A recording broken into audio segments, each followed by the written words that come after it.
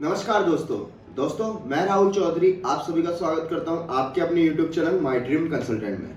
दोस्तों आज जो ये वीडियो लेके आया हूं वो है अपने फार्मर प्रोड्यूसर कंपनी के बारे में। अपन जानेंगे FPO कि फार्मर प्रोड्यूसर कंपनी क्या होती है, इसके क्या बेनिफिट है और इसके लिए कौन कौन अप्लाई कर सकता है। ठीक है दोस्तों, तो इस वीडियो के अंत तक मेरे साथ बने रहिए। दोस्तों, भारत एक कृषि प्रधान देश है।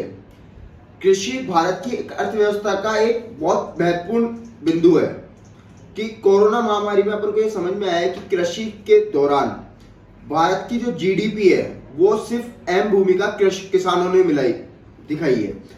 भारत में 50% से अधिक कृषि उत्पादन से, यानी कि जो बोलते हैं अपनी GDP, जिसका 20% हिस्सा अपनी GDP को जाता है।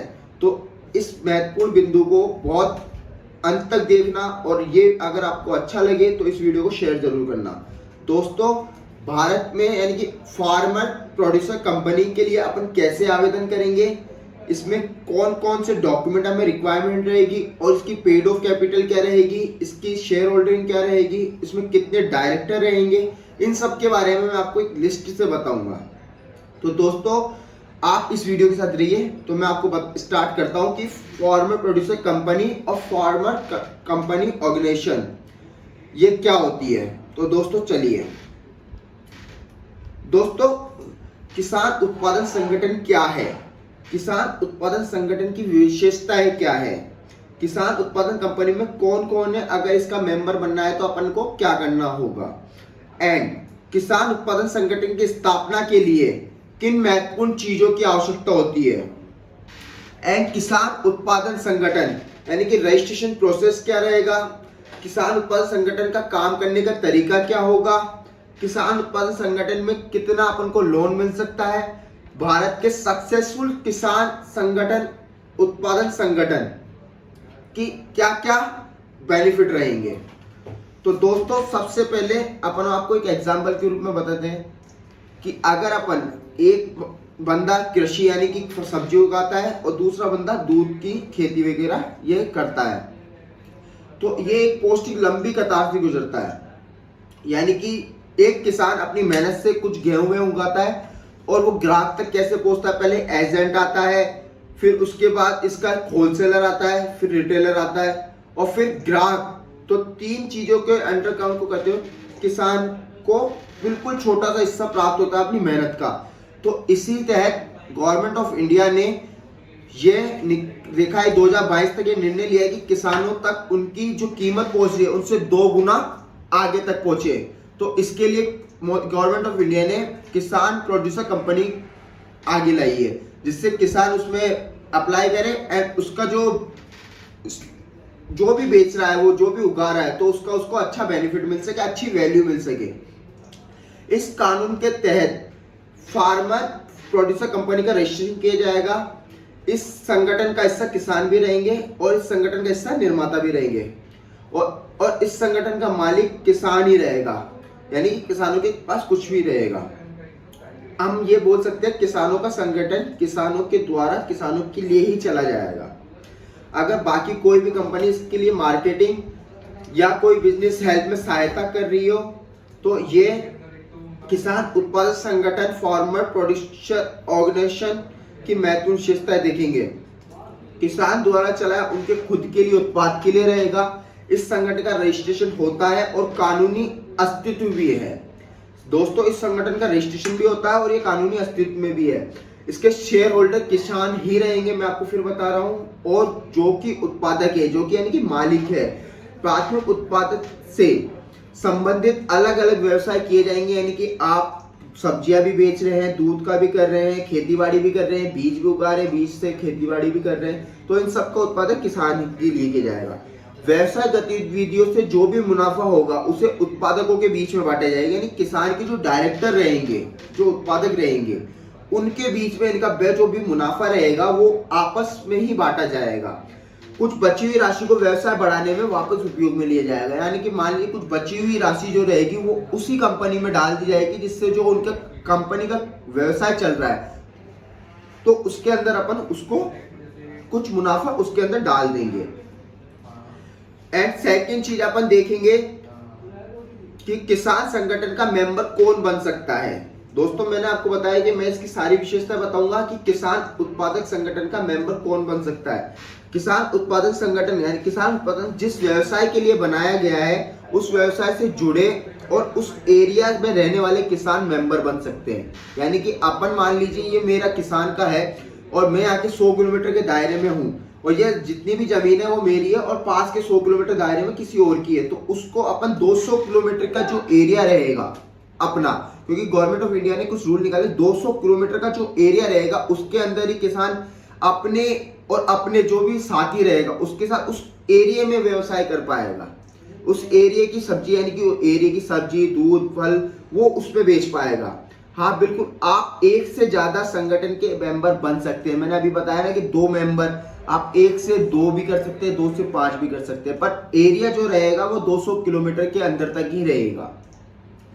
और इस संगठन की क्या क्या क्या फॉर्मर प्रोड्यूसर कंपनी में कौन कौन रह सकता है, कौन कौन नहीं रह सकता।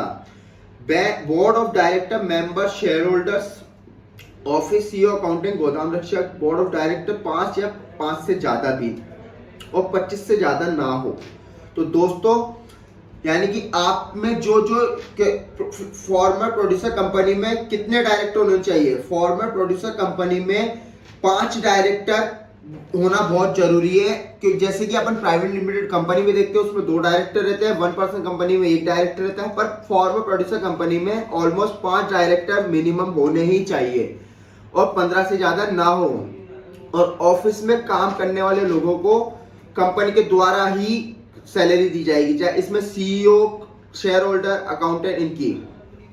आपके मन में अब सवाल आया होगा कि अगर मुझे कंपनी का डायरेक्टर बनना है तो या इसमें कोई क्वालिफिकेशन जरूरी है।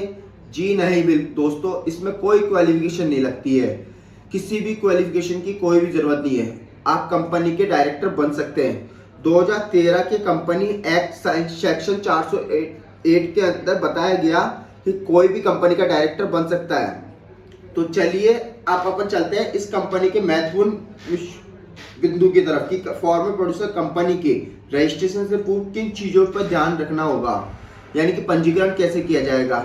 रजिस्ट्रेशन करने से पूर्व आपको किन चीजों पर ध्यान देना है, सबसे पहले अपन वो देखते हैं कि किन बिंदुओं पर अपन को ध्यान देना है कि इससे फार्मर प्रोड्यूसर कंपनी की स्थापना के लिए अपन को मिनिमम 5 डायरेक्टर और 10 मेंबर लगेंगे। मेंबर 10 से ज्यादा कितने भी हो सकते हैं पर मिनिमम 10 होने चाहिए। पशुपालन और कृषि आदत के लिए 800 से 1000 उत्पादकों का अच्छा आकार है। किसान उत्पादन संगठन के लिए मिनिमम पेड ऑफ कैपिटल अपनी 5 लाख रुपए होनी चाहिए। यहाँ पर आप पेड ऑफ कैपिटल का मतलब किसानों से पैसा इकट्ठा किया जाएगा और उसके बदले में उनके शेयर, कंपनी के शेयर होल्डर दिए जाएंगे। ऐसा समझे कि किसानों का पैसा लेकर किसानों के लिए ही कंपनी खड़ी कर रहे हैं। फार्मर प्रोड्यूसर कंपनी कभी भी पब्लिक कंपनी नहीं बनेगी और फार्मर कंपनी प्रोड्यूसर की बोर्ड मीटिंग महीने में 3 महीने में 1 बार होगी और साल में 4 बार होगी, पर 3 महीने से पहले नहीं हो सकती है, यानी कि कोई भी मीटिंग 3 महीने से कम समय में ना हो। और कंपनी अपने जो मेंबर रहेंगे उनको लोन दे सकती है, पर लोन सिर्फ 6 महीनों के लिए ही दिया जाएगा। किसान उत्पादन संगठन के शेयर ट्रांसफर नहीं हो सकते।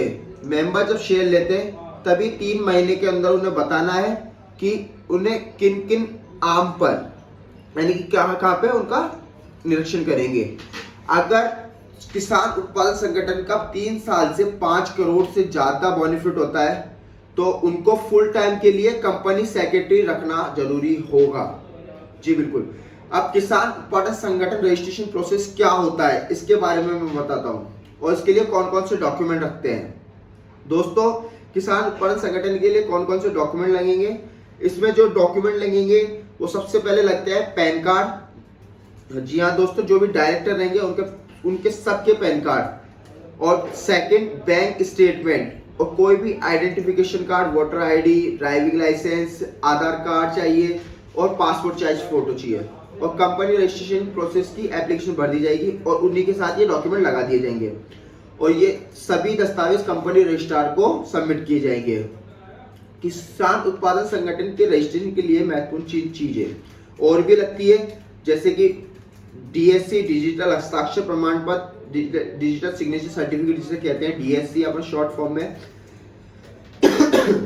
सेकंड चीज लगेगी निर्देशक पहचान संख्या, डायरेक्टर आइडेंटिफिकेशन नंबर और थर्ड उत्पादक कंपनी का नामकरण, name approval application, company register. इन सब चीजों में आपको गाइड करेंगे और इन सब चीजों की जांच पड़ताल करेंगे और इन सभी डॉक्यूमेंट से कंपनी जो रजिस्टर्ड है वो संतुष्ट हो जाते हैं तो वो आपको सीओआई सर्टिफिकेट ऑफ इनकॉर्पोरेशन देंगे, जिससे आपको आपकी कंपनी का रजिस्ट्रेशन हो चुका है। किसान उत्पादक संगठन की कम से कम राशि 40,000 रुपए तक का खर्चा आता है। जो भी आपके सीए हैं, चार्टेड अकाउंटेंट, कंपनी सेक्रेटरी, इनकी फी पर निर्भर करता है। कंपनी रजिस्ट्रेशन का जो समय लगता है 2 से लेकर 6 महीने तक का समय लगेगा।